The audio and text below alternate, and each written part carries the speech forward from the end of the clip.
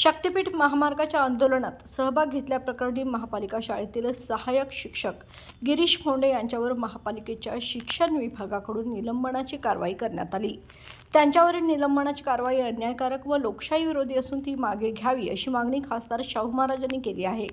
या संदर्भातील पत्रक नुकतंच महापालिका प्रशासकांना देण्यात आले।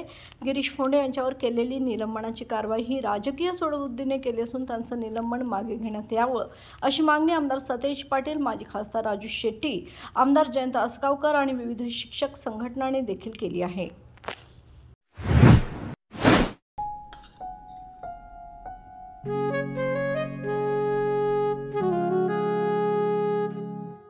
बाबा, आज येताना बासुंदी घेऊन या ना।